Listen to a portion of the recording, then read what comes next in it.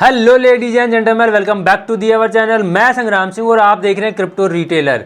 तो भाई आप सब लोगों को पता है वजीरेक्स हैक हो चुका है और वजीरेक्स हैक होने से लगभग 230 मिलियन डॉलर की जो क्रिप्टो करेंसी थी वजीरेक्स के वॉलेट के अंदर वो चोरी हो चुकी है। अब उसने चोर ने कैसे यहाँ पर चोरी की है, क्या क्या गड़बड़ी हुई थी, कैसे कौन सी कमियों की वजह से वजीरेक्स के अकाउंट से यहाँ पर चोरी हुई है, ये सारी चीज़ें आज की वीडियो में डिस्कस करने वाले हैं।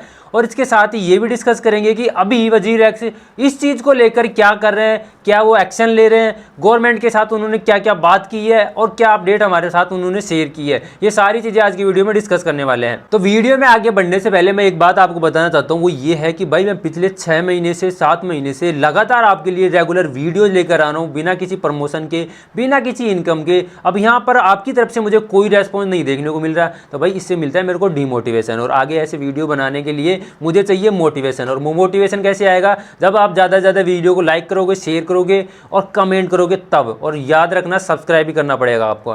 तो आप सबको इस चीज़ के लिए मैं पहले से धन्यवाद देना चाहता हूँ कि आप ये जाके करोगे। अब ये मेरे रंडी रोड तो करते हैं खत्म और बात करते हैं मेन मुद्दे की। तो परसों के दिन 18 तारीख को एक अपडेट निकल कर आती है कि वजीरेक्स हैक हो गया और वजीरेक्स के वॉलेट से 230 मिलियन की क्रिप्टो करेंसी चोरी हो गई है। अब जैसे ही मार्केट के अंदर ये अपडेट आती है, हफरा तफरी मचती है, तो वजीरेक्स की तरफ से एक एक्शन ली जाती है कि वजीरेक्स ने जो डिपॉजिट और विड्रॉ का ऑप्शन था वो बंद कर दिया, ताकि आगे जो उसके वॉलेट के अंदर में जो अमाउंट पड़ा हुआ है वो अमाउंट बाहर ना जाए। अब देखो, ये तो होगी पहली बात कि वजीरेक्स की तरफ से अपडेट आई, हैक हो गया, कितना अमाउंट हैक हुआ है। यहाँ पर दूसरी चीज ये है कि ये हैक हुआ कैसे है, इसको एक्सप्लेन किया उन्होंने और बताया कि किस तरह से ये हैक हुआ है। तो उन्होंने बताया कि उनका जो अमाउंट था वो एक वॉलेट के अंदर था और वो वॉलेट था मल्टीसिग वॉलेट। अब मल्टीसिग वॉलेट होता क्या है, इसके बारे में आपको थोड़ा सा बता दूं। तो मल्टीसिग वॉलेट एक नॉर्मल वॉलेट ही होता है, जैसे कि अपना हार्डवेयर वॉलेट होता है उसकी तरह ही।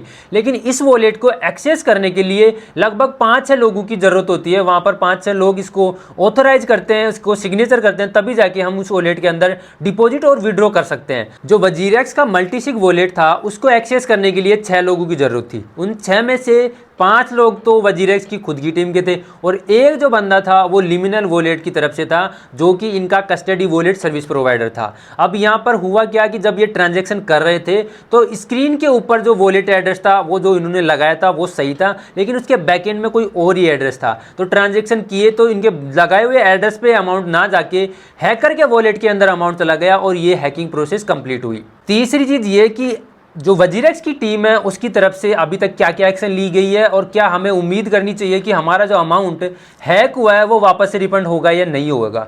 तो भाई वजीरेक्स की टीम ने यहाँ पर क्लियर किया है कि वो FIU के साथ इस चीज़ की कंप्लेन कर चुके हैं और उन्होंने कहा है कि हम पुलिस के साथ भी कंप्लेन कर चुके हैं और 500 बड़े बड़े जो एक्सचेंज है उनके साथ उन्होंने बात करके उस एड्रेस को ब्लॉक करने के बारे में भी बात की है। और उन्होंने फॉरेंसिक टीम और जो लॉ इन्फोर्समेंट टीम है उनके साथ भी बात करके आगे की प्रोसेस को कंटिन्यू किया है। और उन्होंने सबसे बड़ी बात तो ये बोली है कि हमारे साथ कोऑपरेट करने के लिए और पेशेंस बनाए रखने के लिए हमारे यूजर्स को बहुत बहुत धन्यवाद है। हम कोशिश कर रहे हैं कि जो ये अमाउंट फ्रॉड के अंदर फंस गया है, ये हैक के अंदर फंस गया है, वो जल्दी से जल्दी निकाल के हमारे यूजर्स को वापस से प्रोवाइड करवाएं। अब भाई ये चीज़ें तो आपको ऑलरेडी पता होगी और ये चीज़ें मार्केट में आपको मिल भी जाएंगी, लेकिन यहाँ पर जो मेन चीज़ है और मुझे क्या लग रहा है क्या होने वाला है वो चीज़ मैं आपको बता देता हूँ सीधे सीधे शब्दों के अंदर।